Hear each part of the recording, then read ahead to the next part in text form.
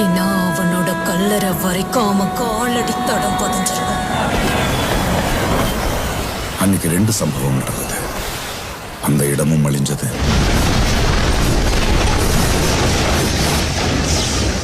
அவனும்.